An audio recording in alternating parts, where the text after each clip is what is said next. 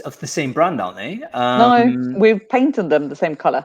Have you really? Okay, I see. So basically, you just all different. Bought them randomly, and you ended up. They look almost like as part of the same line. No, but if you go like close up, you can see that they're like that one's like that, and that one. See, they got different types of. Yeah. Cool. That's what I like. It makes them. You unify them by making them exactly the same color. Yeah, but it kind of gives them like that individuated look when you take a closer look at it. Exactly. It reminds me very much actually of one of my good friends who we went to his wedding, myself and like 3 other dudes who were like the groomsmen of it. And I remember him saying really early on, so yeah, guys, just wear what you want. It's totally fine. And just gonna ask my family if they weren't planning to move from here. Skulle inte ni inte vara i det här rummet, eller tänker ni sitta precis stilla och tysta i det här rummet, eller? Don't kick them out. It's okay. Nej, men jag bara undrar för att det börjar snart. Have you kicked them out? No, I just ask them as long as they know not to. It's more, I don't mind it, but it's just to make sure that, because my daughter will like come to me. Yeah, well, even though her dad's around. Was that a bit polite Swedish? Did you treat us with, or was it like a rude? Yeah, like weren't you planning to? No, I was just going. Weren't you planning to not be in this room? that's like the mommy hint, isn't it? It's like the subtle. Just drop it's up it in to there. them now. Yeah. Anyway, listen, we're live. So we're live, everybody. Welcome to Brainfood Live On Air. It's episode 88, bringing it to you every Friday. Not missing a beat. We're going to go all the way to the end of the year.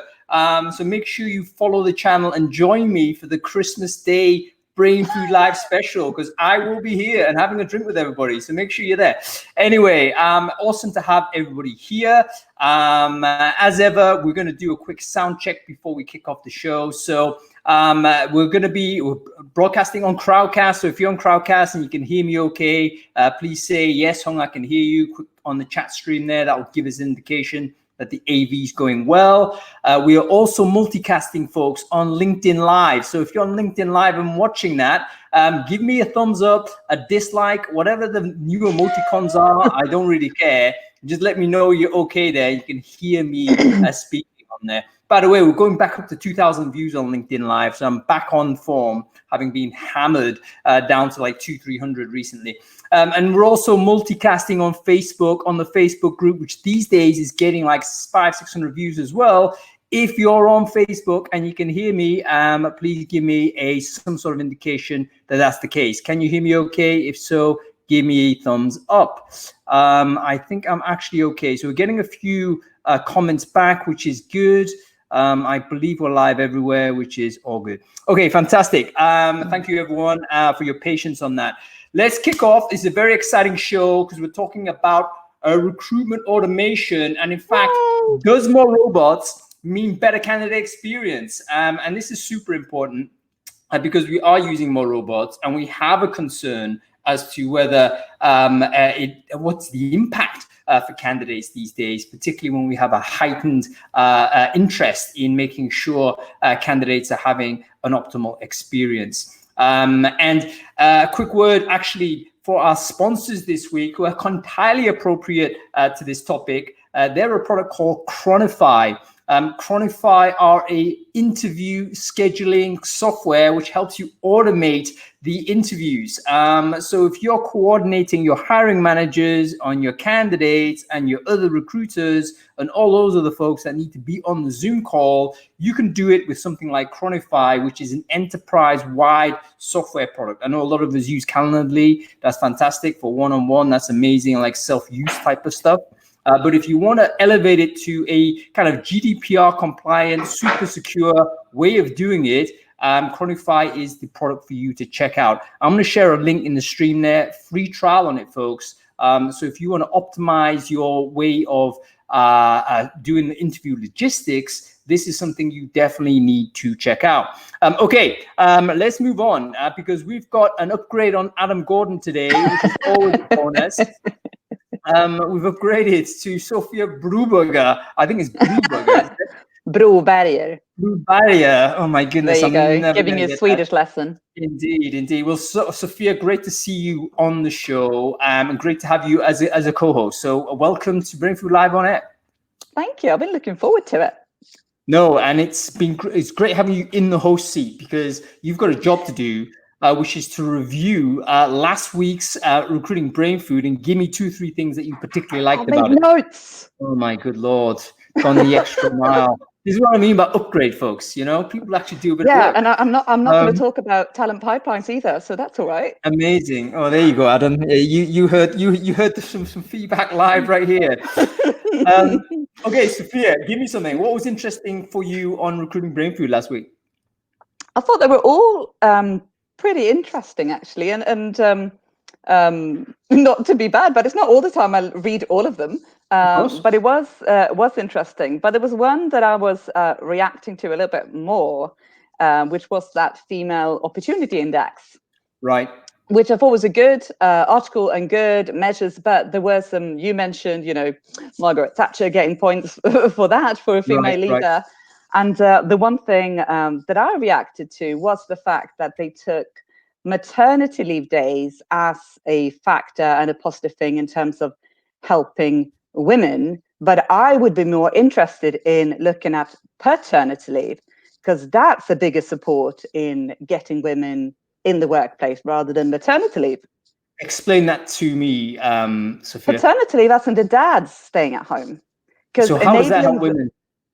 Because then they can be at work and the dad, and you're sharing the responsibility of being at home with the kids, rather than if all a company or all a country is offering is maternity leave for the mothers to stay at home, then it's only going to be mothers staying at home, obviously affecting their careers.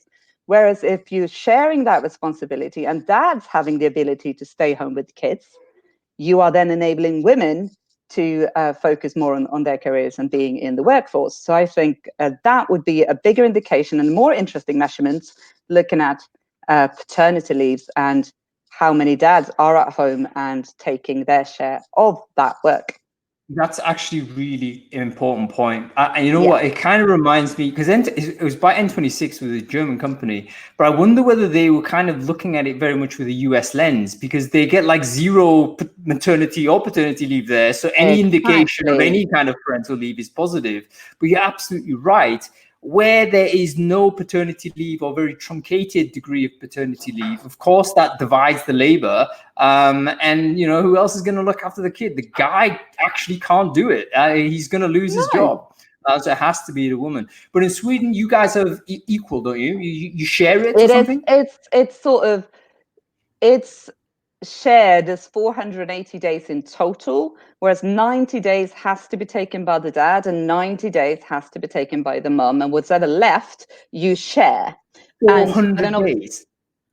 480 in total. What? That's absolutely massive. The problem that we have, obviously 90 days marked 3 months, as in it has to be taken by the dad, and 3 months has to be taken by the mum, and whatever left you share.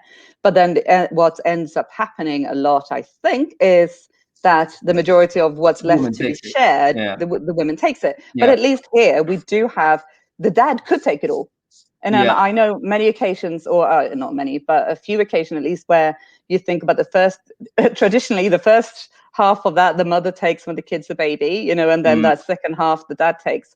But I know on multiple occasions where the mum's been home for like a month or two, and then the dad's been home with a small tiny baby, and the mum's gone back to work. And I mean, I know it doesn't happen a lot, but at least in Sweden you can do it that way. Yeah, I think Sweden actually is the most. It gives parents the most leave of this type anywhere, I believe. So you can see on the chat stream there, people that are astonished at the number. But in the article, though, Sweden wasn't on the top on the amount of days that you can take in total.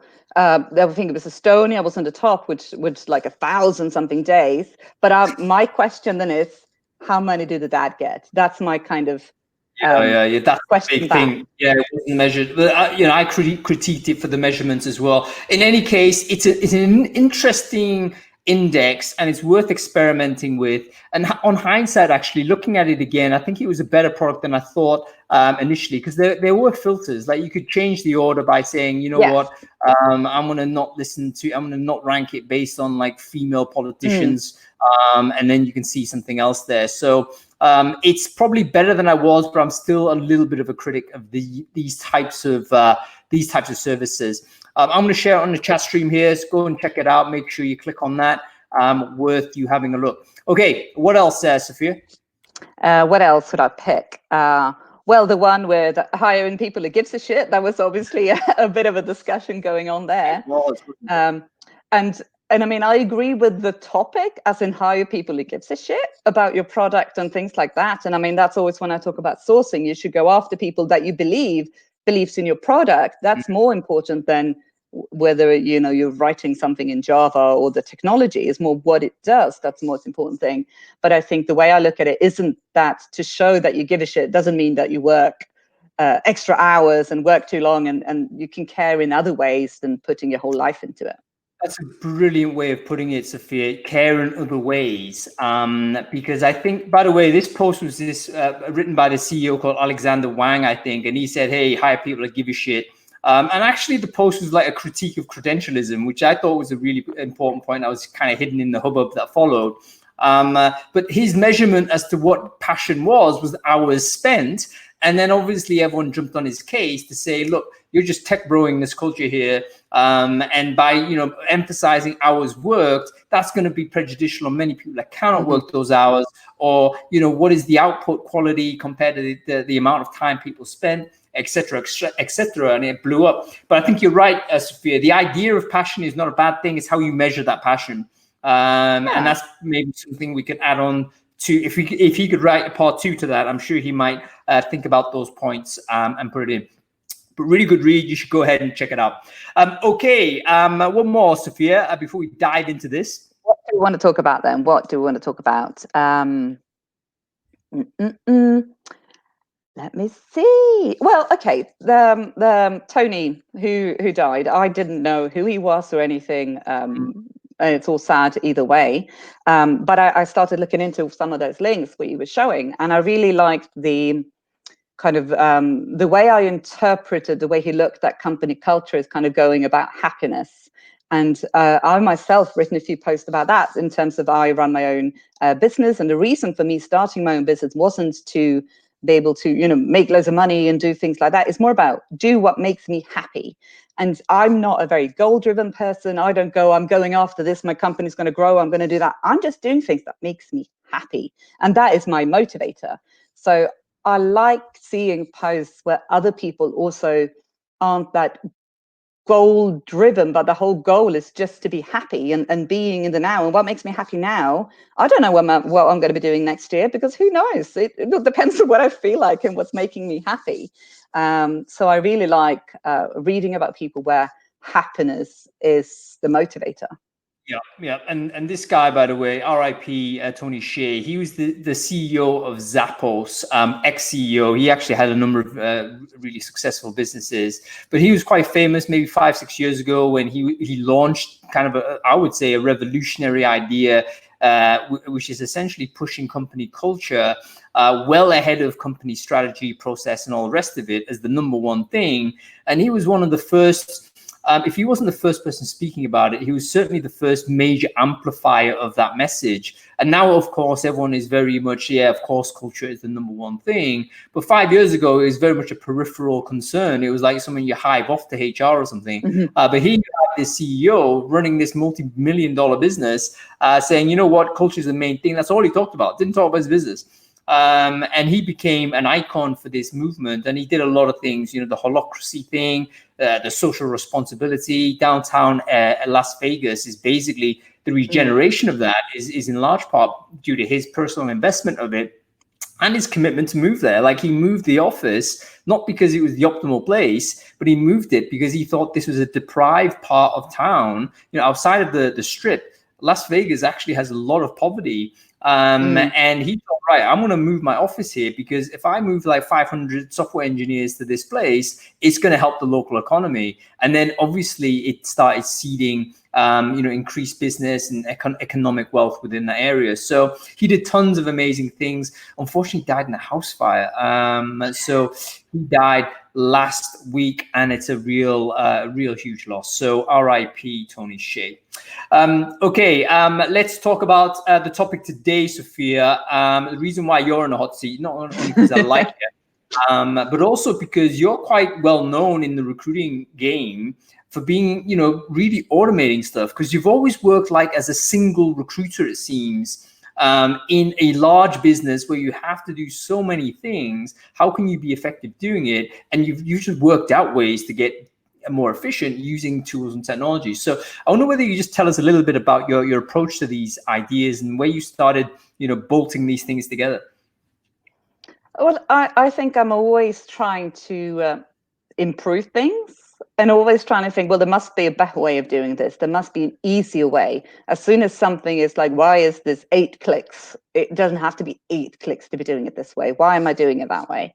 So I'm always looking at ways of simplifying things, and especially things that's taking more time than it should do.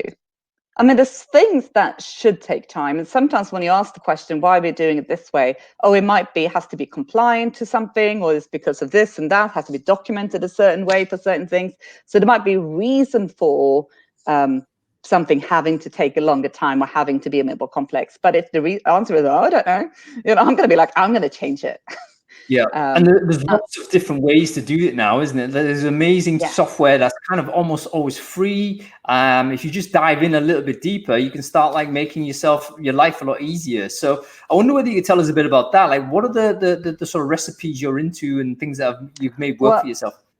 I love Zapier. That's not a secret either. And I mean, there's so many things you can do with Zapier in terms of, it's similar to if this, then that, as in something happens and you connect things. Like if I write something that I set up at Tokaboka, where I'm right now, like I was given, this is the contract that we have to do. And, when we hire somebody, you fill in these things. And I'm like, okay, why do we make it form? Why don't we just do easy? And all I have to do now is fill in a Google Sheet with the information, and that automatically populates a contract and then sends me an email with all the information. And I used to even CC our admin, so it just, all I did was fill in a Google Sheet, and then literally it was just sorted and the contract went out.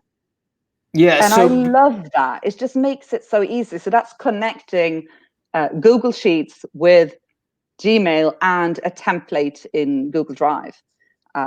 And there we go, sorted. That's simple. And this is consumer level tech, folks. So it's not like you need to go and buy expensive software. Like you can literally go use this at very low cost. Anybody can get their wallet out and actually put this together. But the amount of time saved has to be enormous over time, particularly if you're doing routine administrative work, like sending someone's contract. But I'll tell you something as well.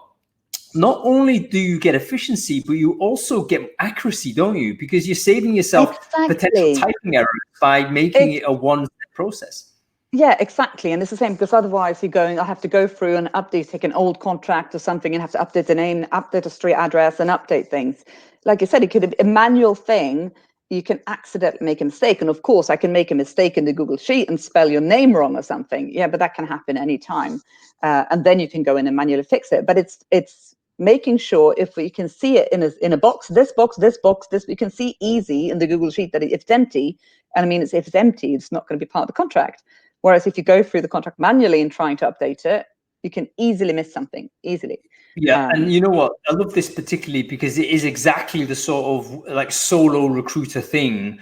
You don't have a sort of a offer management team, or you don't have someone dealing with it. You're the person dealing with that process. So, it makes sense for you to really optimize your time and minimize the amount of effort you're putting into the day, because your job has to be doing the recruiting stuff, right? Quick question for you. Before we bring on Patrick and Martyn to continue to chat, how do you decide, aside from the doability of it, how do you decide what you should be automating? I mean, do you look at it thinking, look, my core job is X, anything that's not X, I'm going to automate? Or do you look at it more a case of this is automatable, so I should try and automate it regardless of whether it's core responsibility? I'm looking at efficiency. In terms of that, making that contract, and also, like I said, efficiency and making it correct. So a lot of the things I automate is more of the administrative tasks, such as, filling in stuff or scheduling things. I automate that. Obviously, you can use Cronofy or whatever, things like that for scheduling in phone screens. And rather than, trying to chase somebody like, hi, can you speak now? No, I can't speak now. Okay, speak tomorrow? No, I'll try again tomorrow. It's like, just book a time and sorted. And I don't have to do a thing. It's just done. And I think also what I did, really checked out the ATS that Tucker was using and went through it, like what can be done. And I think a lot of time people just use it and don't look into how can I use it, what can be done. There's so many things that weren't being utilized that made it easier. So literally all I do is like move a CV from one stage to the phone screen stage, and then I just wait for them to book themselves in. The email automatically goes out, they book themselves in, it's all done, and it just appears in my calendar. So I literally just have to move it, and all of that happens. And you know what, that's really interesting as well, because the underutilization of core software like ATS is that often have automation triggers in there that actually can really help you do it. You don't have to be a magician. Oftentimes these tools are there. You just got to dive one layer underneath. So it takes a bit of curiosity. We're those creatures of habits. So it's kind of, well, I've done it this way, I move it that way. It's like, but hang on. Because I always think there must be a better way. I'm looking into what could be a better way. I'm looking at what can be done, what can we do. I might send a message to the support line. Can you do this with this system if I can't find it myself?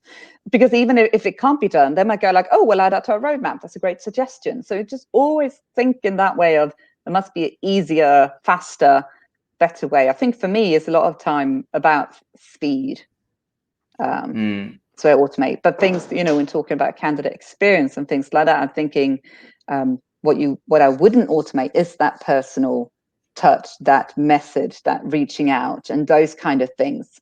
But that I wouldn't automate to that in that sense, because that, I think, but the experience of you getting a message of where you are in the process, getting that automatically, I don't think it's anyone, even if it's an automated message, will receive that message in a bad way, going, oh, this isn't personalized. Even if it's just an update, you move to the next stage, because I have the same automatically when somebody moves to the next stage in the process, as in now your portfolio will be reviewed when you're recruiting artists. So rather than me having to let them know, they know they've moved on in the process without getting a phone call, but they know they've moved on. And it's just things like that. So you can even there automate the candidate experience. But as soon as when you're going to talk about feedback and personal message, then I wouldn't automate it. You know what? That's a really important kind of way of thinking about it. Like there's sometimes in recruiting, because it is a human industry and all this kind of stuff. And of course we, want to underline how important that human touch is. But sometimes we get into the mindset that a human is better always. And that's not always the case. Because the example you used there, Sofia, about like, the brevity, like how quickly someone gets information that is just factual information. Like your interview has been booked for this time, or this is the address of where you need to turn up, or here is the next stage. Your expectation is that. That doesn't need to be a human being. In fact, it might even be better having an automated sort of message there, because it doesn't force the candidate any requirement to interact with a human being. No. And if the option is nothing, if the option is no communication, just silence, if the option is silence, the automated message is always better than silence. There's another thing people should be writing down. Like if there's an information vacuum, like that is no good. That's the worst thing for a candidate. You need to pump something out there, even if there is no information. Like even if candidates got a message on an SMS or an email or whatever to say, hey, listen, you're still in play. For some reason, we've not been able to move forward this week. We're going to get back to you early next week, ASAP. Thank you for your patience. That's going to be significantly better than having that person just go black hole experience all the way until undefined point. Exactly. And that's like with the portfolio that we have when we are recruiting artists, where we have to review actual portfolios of drawn stuff. I can't do that. I get the artist to help me with that. But when I move them to the stage of portfolio review, where the artist will come in and review the portfolios, a message goes out going, hi, you've made it to portfolio review. The team will now look at your portfolio. And it's just an automated message. But they know, other than that, it would have been another week, perhaps, with silence. And that's never good. They know they've made it to the next step.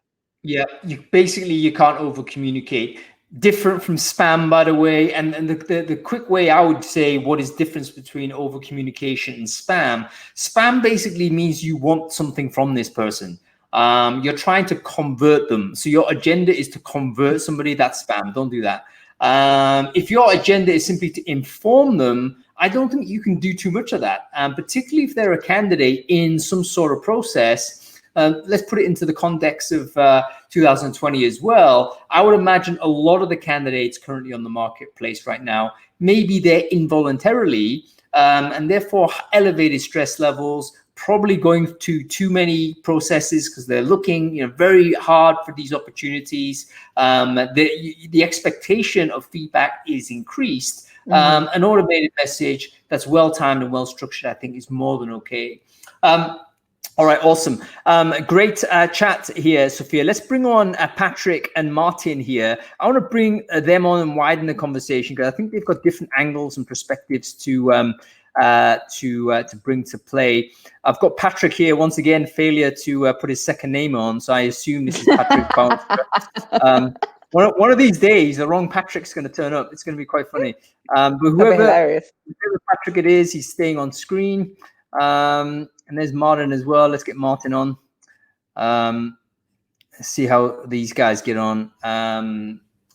Yeah, you know Patrick, don't you? If you don't, we'll say hi. I have met him at some point.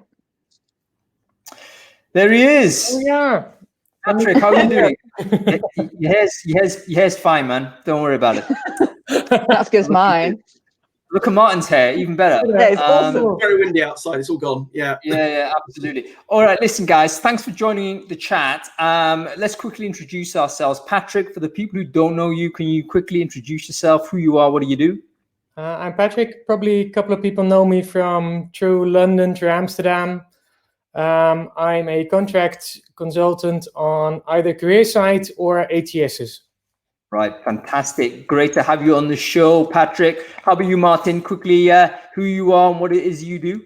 Yeah, thanks, Hung. So, Martyn Redstone. I suppose most people know me as the person that kind of spends most of my time waffling on about recruitment chatbots. So that's what I am, a recruitment chatbot consultant. Amazing. I was going to say you are a recruitment chatbot. Most of the time, yeah. Oh, you're not answering everyone's questions. That would be the best big reveal ever. If Martyn Redstone actually turned out not to be a human being and was actually a robot, that would be amazing. Okay, listen, guys, let's talk about this because the reason why you two are joining us in this conversation is because both of you have got some really interesting experience with regards to automation in different sort of context. Let's go with you firstly, Patrick, because I know you tend to work in big corporate environments, ING, Farmers Bank or wherever it was, Rabobank, I think, right. I believe, and T-Mobile as well, these huge organizations, right? Which obviously, when you have a size and scale of that type, massive inefficiencies in that process. What's the view of automation within that context? Is it something that people want to do? Is it difficult to get efficiencies? Why is it? Big question. Automation is not a term per se, which I'm very often asked for. It's just the basic tooling. What I do find is that very often when we look at new tooling or ATSs in most of the cases, you tend to end up with massive list of requirements instead of simplifying. Sofia, I was jumping into your comments earlier. Can we simplify this? And very often when I have demos on ATSs, the demo guys, they go, oh, it could do this, it could do this, it could do this, it could do this. And whenever I ask a question and they say, yes, it can, all of the time, then you're actually out. I want someone to tell me no, it cannot do this, because that means that you've actually thought about it and that you focus on these other things that we're really good at. So that's interesting, Patrick. So you're sitting there often as the buyer of software. Exactly. And when you get pitched by a company, you're actually looking for focus. Like, what is the one thing I'm getting from this product? What is that going to do for me, rather than the bell, everything crammed into one piece of universal software? That's super interesting. Sorry, I interrupted. Go ahead. Yeah, but one of the things that I've learned now is the question shouldn't be could it do this? The question is how does it work? And I'll give them 3 or 4 use cases, and I want them to show it to me. And I also want to, and then I ask some nasty questions, and which I'm looking for the no. Just because I often know the answer, but I want my client to actually hear the answer, and show me how does it work. And if you can't show it to me, then you actually then you're also out. I mean, if I'm buying a car, then I want a working car, not a separate engine and some wheels and some stuff. Now I want the whole thing to be delivered to me and to be demoed to me. In terms of recruiting efficiencies, because that in many respects is very much related to the purpose of automation, right? What Sofia was talking about is saving recruiters time. That hopefully means that recruiter effort is applied to the things that are most important, and ultimately the service delivery hopefully will increase to all of the stakeholders, because that's happened. Can you sort of think of a situation where that has occurred in one of these big corporates, or is it a case where you simply drop in a bit of software, it disappears into the ether, and people kind of forget about it because it's just such a huge beast? It just swallows up whatever vendor that's are going to potentially purportedly change how they operate. Well, you mentioned the beast, and that's very often when you look at ATS suppliers or vendors from an HR admin perspective, like the big ones, they tend to actually deliver software that is a massive beast which you need to feed.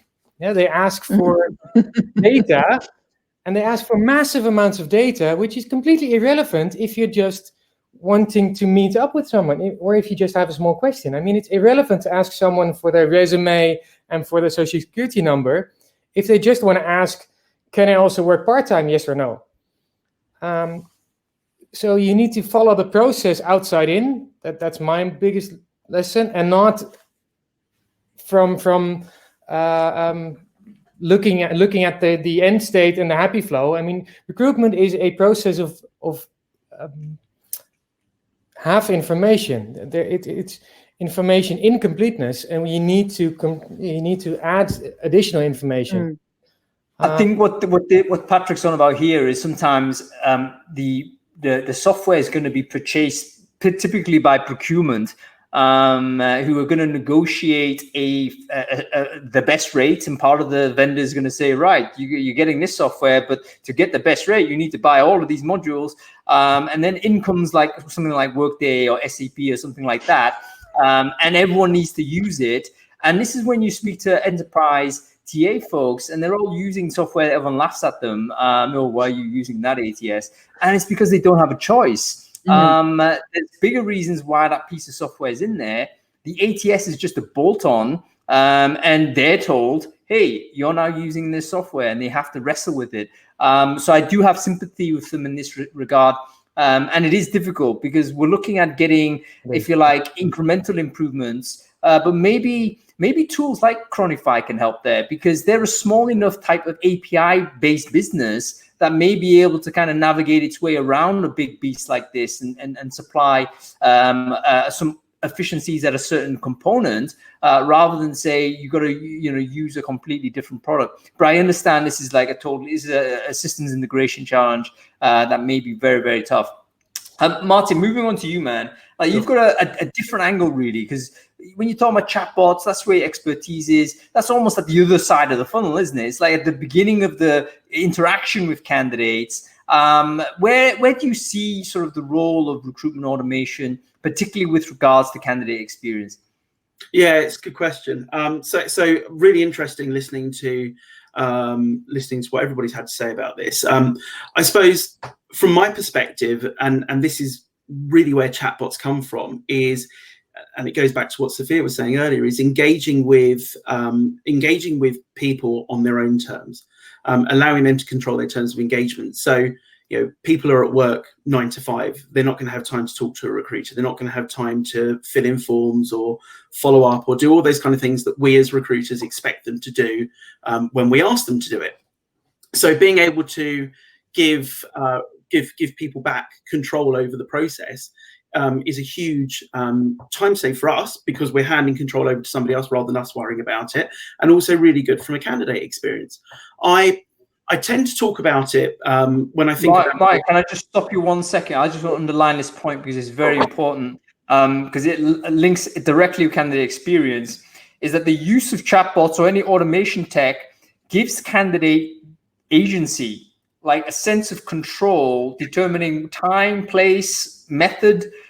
Those things suddenly the candidate has ownership of, and therefore they can determine when they're ready to do this, rather than being funneled through a process that isn't automated in this way. So even though it's a non-human interaction, the fact that it isn't a human being means that strangely the candidate might actually feel freer to dictate his or her own journey with your business. Yeah, go ahead, Martyn. No, that's fine. It's exactly that. It's about giving people control and giving them agency. There's certain things about candidate experience and automation that I tend to equate to other areas of our lives and other industries that have done some really simple, when you think about it, things, but have made a huge impact on the experience of the people that are interacting with that business. And it's in everyday life. We think about self-service tills in supermarkets. Once upon a time when those all came in, everyone was like, oh, this is terrible. I want somebody to be able to look after my shopping as it comes down. But now you go into a supermarket, you think, I just want to grab, a sandwich, a packet of crisps and a drink. I don't want to queue up at the till. I don't want to have to talk to the person there, et cetera, et cetera. I just want to get in and out. And again, it's giving you that control over your experience within that environment. The other thing, and actually interesting that it was mentioned earlier by Sofia, is that, you think about deliveries now, we're all getting home deliveries because we're all at home. So what's happening now is that you used to get told by a delivery company, it's going to be with you sometime between 8 in the morning and 6 in the evening. And great, I've got to wait around. I can't be on a call. They're going to knock as soon as I'm on. Kind of everyone has this. Everyone knows exactly what you're talking about, Martyn. Really, literally, the most annoying message you can ever get is, it's going to be here between 8 and 6. Great. What else am I supposed to do with my day? But now, and there's a lot of delivery companies that do it, especially over here. I don't know the rest of the world, but I now get a message, 24 hours beforehand in the morning that says, your driver, Tony, is going to be with you between 11:36 and 12:48. I've got no idea how they're that precise with time. Start off my day knowing exactly when that's going to come, pretty much within an hour's time slot. It gives me a much better experience of receiving a delivery, and it's all automated. There's not somebody sitting there going, oh, look at me, look at the map. Tony's going to be at Martyn's house at this time, and I'm going to. It's all automated through workforce management, traffic planning, all those kind of lovely logistics things. But it's a simple message, a simple text message that immediately increases my experience level, my satisfaction level with that. You know what? I just want to say one thing. You've just kind of just an epiphany occurred. I don't know if anybody saw a light bulb kind of on the top here, because that's what happened. Basically, customer service only exists when the service isn't that good. Yeah, exactly. Well, the reason why customer service is there is because there's so much friction in the service that you need somebody to butter you up. Yeah. But I like that what Mark said with the automated message, like whether a message should be automated or not, whether it should be personalized or all of that. But that kind of message, you're happy to receive, even though it's completely automated, even though it's not personal, and you don't mind because it's just keeping you in the loop and giving you an update. And then it's fine to automate it. Whereas if it was something that happened to, let's say your package got damaged and, something, and then you might want a bit more personal to explain what happened and what's going on, rather than, hi, your package damaged, broken, bye. Then you'd be out. Sophia, you've mentioned something really interesting. I want everyone's views on this. So maybe a human touch is required in the point in the process where it has broken in some way. So in other words, to correct a bad candidate experience, that cannot be by an automated message. That should be a human being saying, hey, listen, Martyn, or hey, listen, Patrick, sorry, the delivery didn't arrive yesterday. That was a screw up. Basically, there was a traffic accident in this area. It's going to be with you tomorrow. Hope that's okay. Something like that, I think, is much superior. Like, you've corrected what was a letdown of expectation. Maybe that's where the human being steps in. But more or less, if it's a smooth process, human being gets out of there. And putting that into context with recruitment, going like when I get lots of CVs and I'll say no on CV level, that's an automated message like thanks but no thanks kind of thing. Whereas after they've been for an interview, even if I'm going to call them up and explain to them why, and I'm not going to write that in an email. Once they've been for an interview, they will get that personal feedback from me on the phone. Yeah. I was going to say, but again, you can give people choice. So this is the bit that I think is the piece that's perfect from an automation perspective. So we'll go back to both of those examples. You know, Hung, you were talking about, you know, a delivery, you know, a box gets damaged, etc. There are some people out there that just want to report that something's been damaged, and for somebody to say to them, really sorry about that, we'll process a refund for you, or we'll send you a new one. And there are some people out there that want to get on the phone and they want to scream and shout at somebody and go, you really, really ruined my day, you know, all those kind of things. I don't want that. I just want a human being to apologize to me. You know what I mean? Bleed a little bit. In the middle that speak to somebody and get some empathy. Absolutely. So you can give those people a choice. And there are lots of companies out there, and we saw it through the pandemic. We saw, you know, especially outside the recruitment industry, we saw so many companies implementing chatbot tech because they were being inundated with customer service calls, or their contact centers had to be closed down because of social distancing and all those kind of things. So what we saw was some people and giving people a choice. You know, when you phone up the call line and they're saying, you know, a lot of our call centers are down, you know, there's going to be a 15, 30, 60-minute wait. If you'd like to, you can go onto our chatbot, go to our website, and you can get support there. There are a lot of people that did that because quite simple inquiries, or even non-simple inquiries that can now be handled by a chatbot, can be dealt with in a more efficient way. You know, and again, the customer experience level has improved because you're not sitting there waiting, listening to terrible hold music for an hour until somebody answers the phone, and it can just be dealt with in a very automated way. However, there are still going to be some people that say, no, I'm going to hold because I want to talk to somebody and I want to speak to a real person. So again, it's giving people a choice, giving them control in their terms of engagement in how they deal with that company. Yeah, very, very good point, Martyn. I think that sense of control, candidate control, customer control is maybe a key part of this component of experience that maybe, you know, we've understated perhaps going forward, because we've always felt in control of that experience. I remember, you know, even let's say 5-10 years ago, when you're designing software, it was almost all about driving people to do certain actions, and you know that was good UX if you did that. But in fact, maybe what you want to do is have a looser thing and give these people options of a pathway through on their own pace and how they you know, wish to do it. Yeah, super interesting. I want to go back to a point that Sofia made based on like when a human being is more appropriate than I've made the case of where there's a problem, but potentially that may be incorrect, as you said, Martyn. May just be, you know, again, up to the person's choice. But is there a case to say where the candidate is in the process will determine whether it's suitable for there to be an automated or a human response? Thoughts on this? Patrick, go to you with this one first. I would say there always needs to be a balance. I think the balance is completely off right now. I think there's a lot of human interaction on data admin. And I mean, we all know the people who, you're in a conversation and you see someone, no. The human interaction is looking at my left ear because someone is doing admin.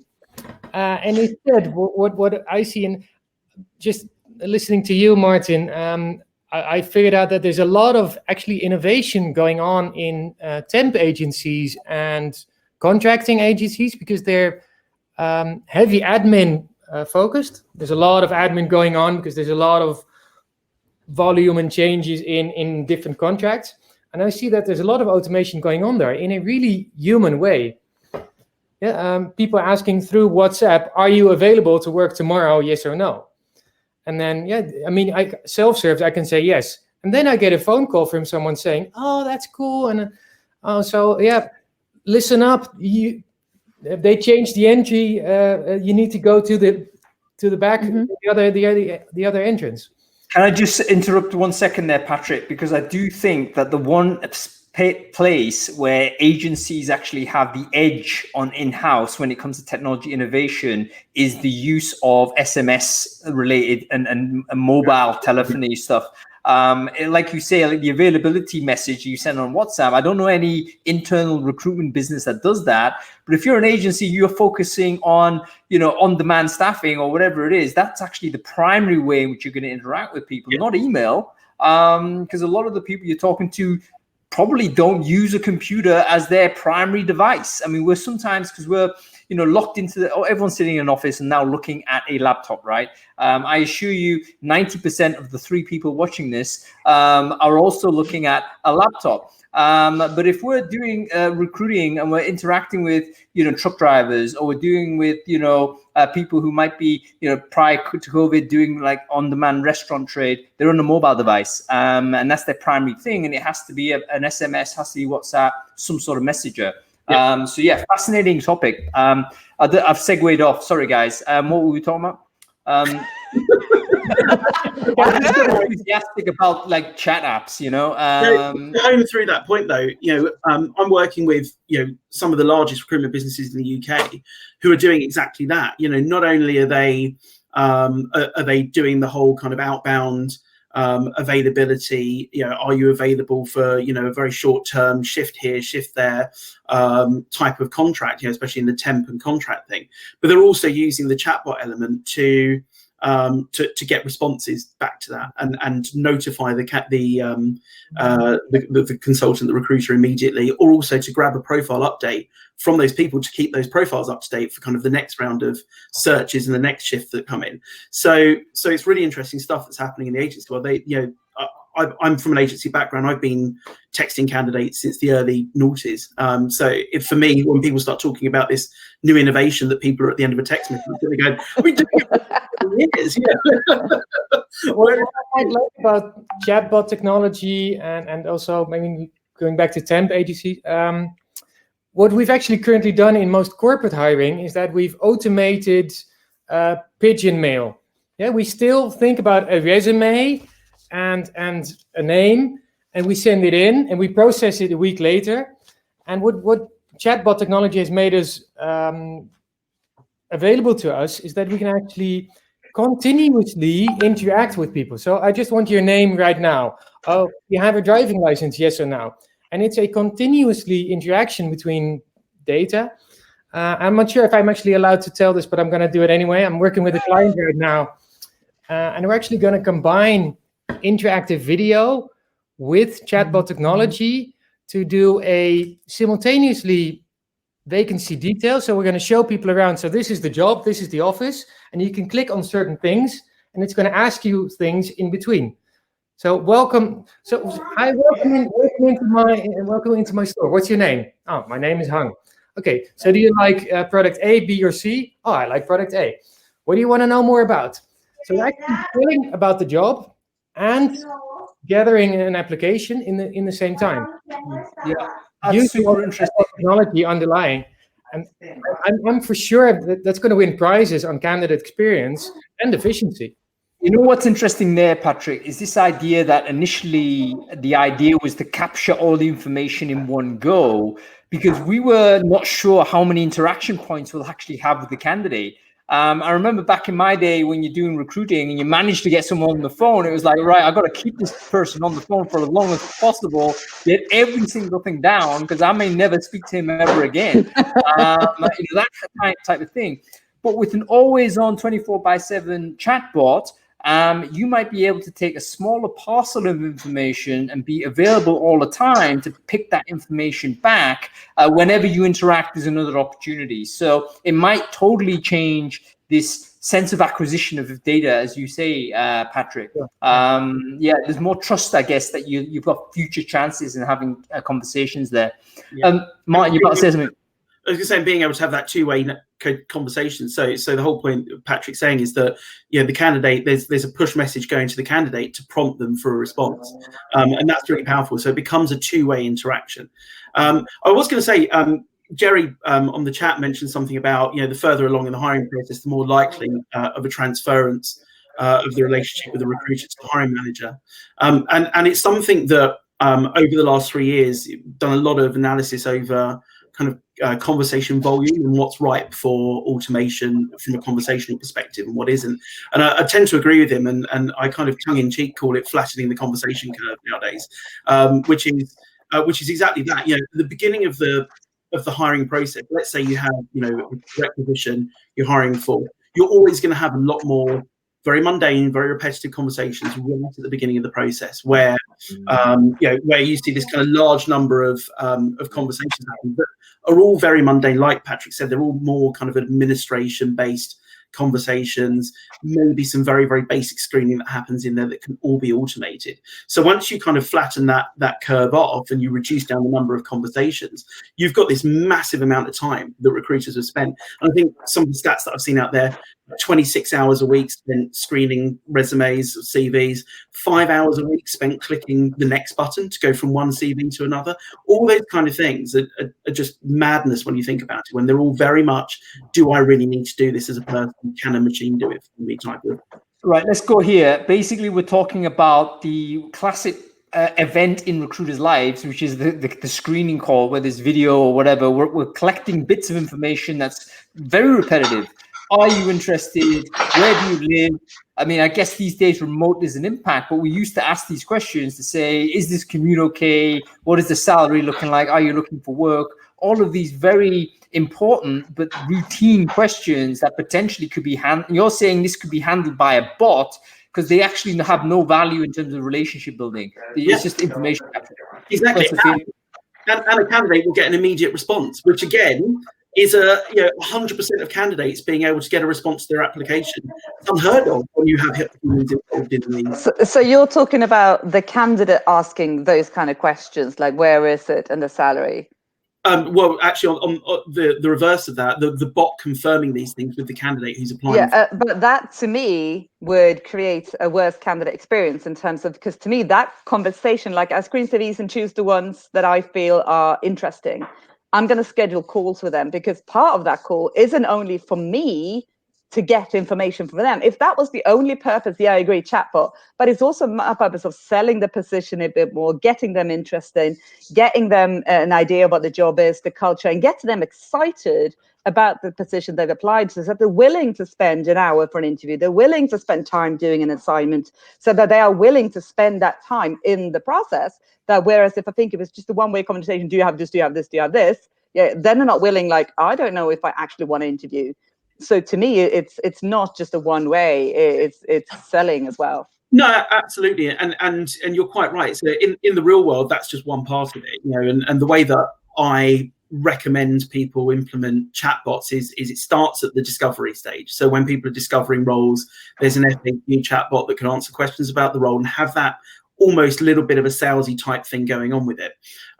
Obviously nowadays, and again, this kind of answers the point earlier on, which is there a right place or a wrong place for automation? Now, what we see nowadays, obviously with the situation being the way it is globally, is that there is a huge number of applications that are coming in compared to what there was, 9 months or so ago.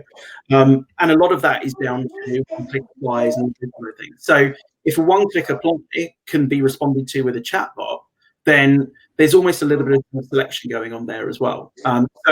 So it's about implementing it sensibly, and in the right way. So that example that I gave isn't an actual example of how a chatbot should work at all.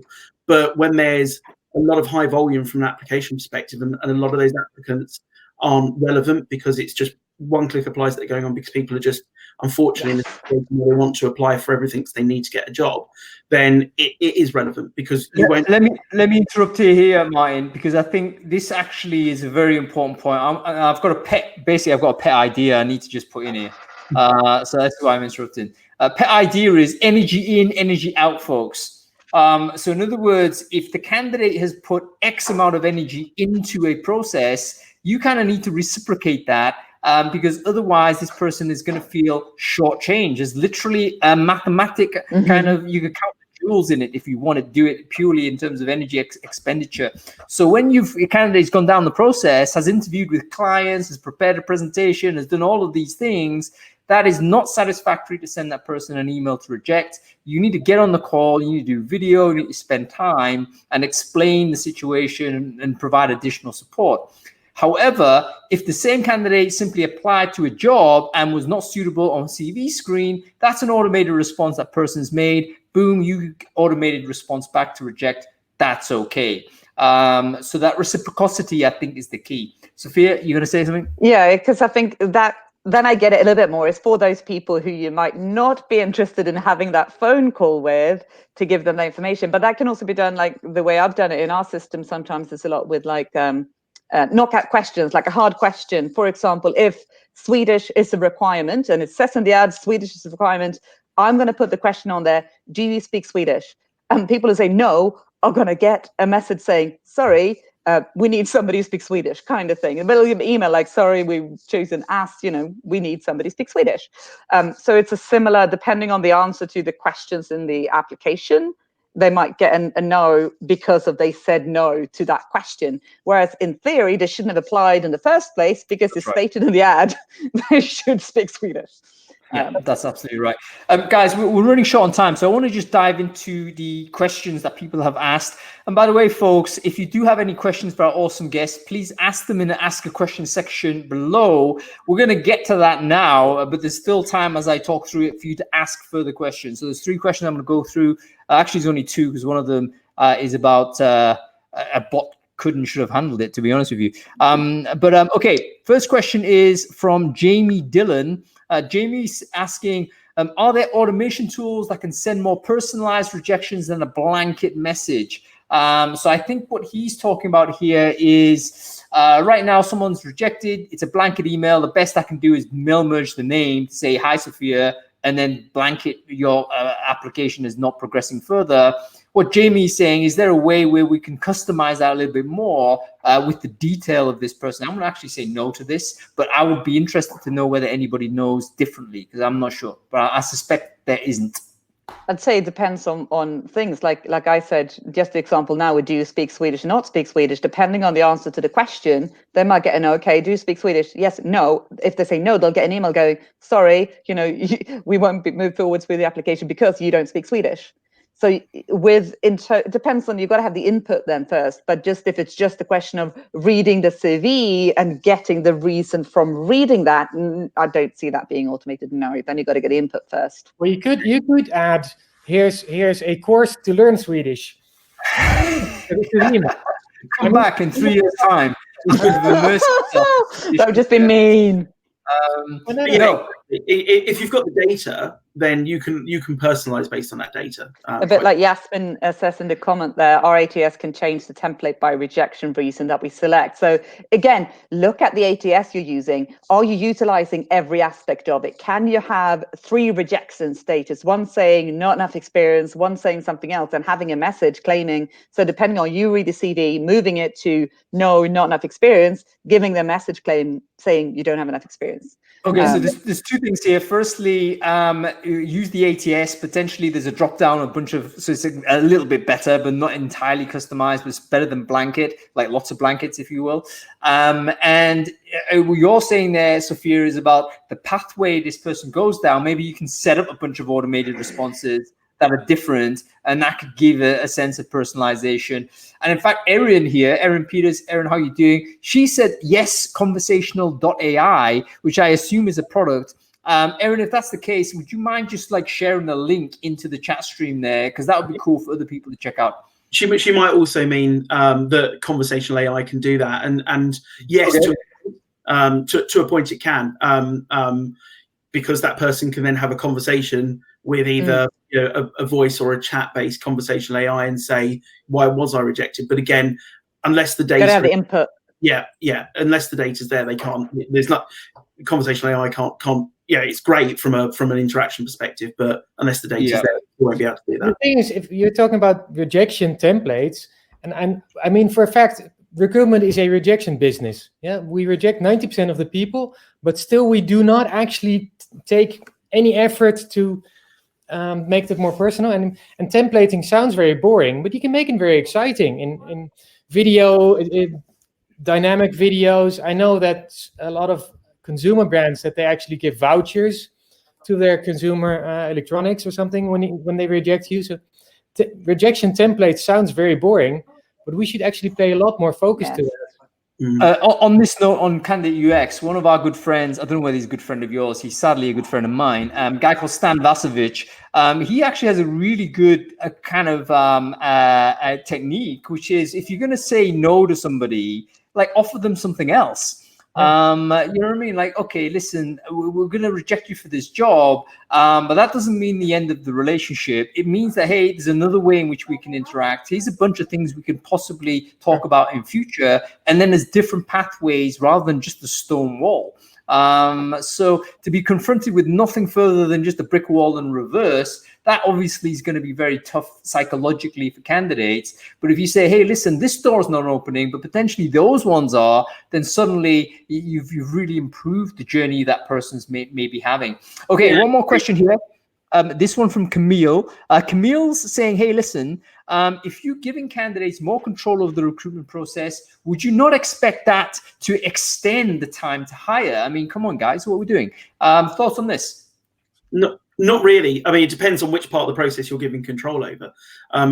When I was talking about control over the process, I was talking about the kind of first stages in terms of how they interact, and those kind of first stages around screening, around application, etc., etc. But from a self-service perspective, giving them control over being able to find out what's going on with their process, those kind of things could actually potentially speed it up in my process. So the more we're in a sensible way, but the more that we're removing humans from the process, the more efficient we can make it when it's right for efficiency. Yeah, very good point. The answer is no, Camille. It's kind of on the surface, it may feel that way, but actually, if you're giving people options, they're going to interact with this bot 24/7, or interact with these options when they choose, when they want to do it. And it means that the process is actually going to go at the right pace, never mind whether it's faster or slower, because you can't literally force someone to do something. That's actually, at the kernel of bad candidate experience, I would say. Okay, cool. What's happened here? Press the button and something bad's happened. No, that's okay. I'm back. Are you all right? Yourself, it's fine.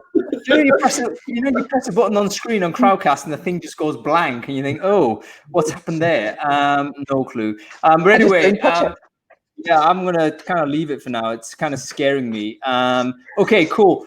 Listen, that's about it for the end of the show. So thank you very much, everybody. I hope you've enjoyed our chat. I think there's so much more to talk about when it comes to recruitment automation and candidate experience. Happy to come back. Yeah, I think we should definitely do a round 2 on it, because I think what we've learned is actually sometimes the automation can support candidate experience, particularly if you give the candidate the agency. It's more responsive, it can be more accurate, but it can also, I wouldn't say dangerous, but you can overdo it, because you've got to remember when a human being needs to step in to repair a broken experience, to reciprocate energy expenditure. The further deep down you go with a candidate, the more human, I guess, it becomes. So chatbots or automation at the beginning of the flow.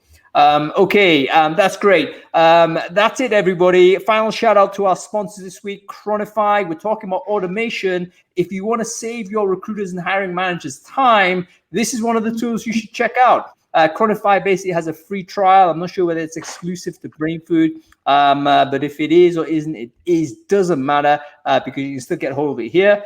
Share the link in the chat stream. Go and check it out if you haven't got an enterprise compatible interview scheduling software. We'll be back next week, folks, and we're going to be talking about, from the developer's point of view, super interesting series. We're going to do a mini 4-parter on this, where the guests are going to be software engineers, the folks that we struggle to hire. So it's not going to be recruitment people on screen. It's going to be developers. And we are going to be asking them, okay, here's how recruiters message you. What do you think?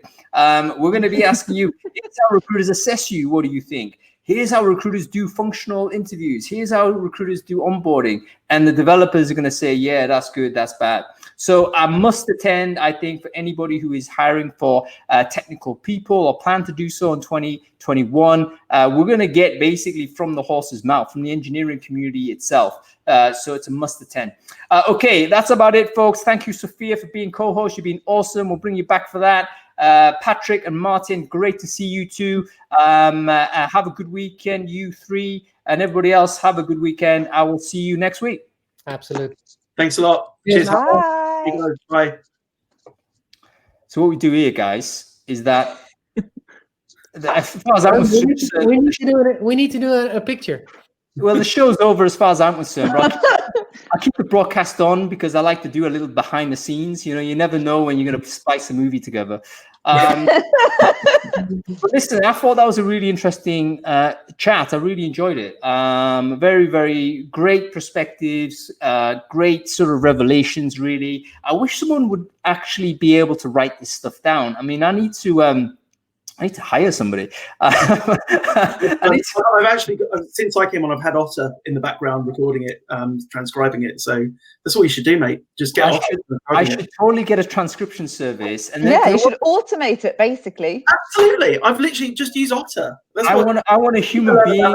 You originally. I want a human being with fingertips that are going to bleed, typing this stuff out. I want to see the blood. Well, Martyn is a robot and a human, so he can do it. No. Because I think there's literally Otter is just transcribing it as we go through. You can see it's that's not publishable though, because the best was we accidentally put subtitles on Google Meets once or Zoom, whatever, when we were speaking Swedish, but it was giving us subtitles in English, and it just randomly wrote loads of swear words. Brilliant. So trying to transcribe a Swedish conversation in English, that's the best. That's comedy. It sounds like people are having an accident there. All right, listen, guys, I am actually going to end the broadcast. So just want to say thank you very much. Mariana's got some of it written down, by the way. Mariana's got some of it written down. Okay. That's all right. Well, I mean, I need to find a way to share it all. Like, basically, if there's a way, maybe I should start a Google Doc at the start of the show and say, if everyone's going to make notes on this one thing, and then perhaps that's something we could share. Because there's so much content. Yeah, outsourced in the minutes. Yeah. You know what I mean? We need to minute it. Anyway, listen, Christmas party. I know you've got like things to do because everyone's got family, kids, etc. But we're going to do Brainfood Live for about 5 hours on Christmas Day. And I invite all of you to drop in and have a drink and say hello. So if you're there and around 25th of December, make sure you're there. Cool. That's great. That's all right. Cool. That's a mega Christmas party. I'm looking forward to it. That's it. See you everyone. Bye. Yeah, have a good one. Cheers. Bye.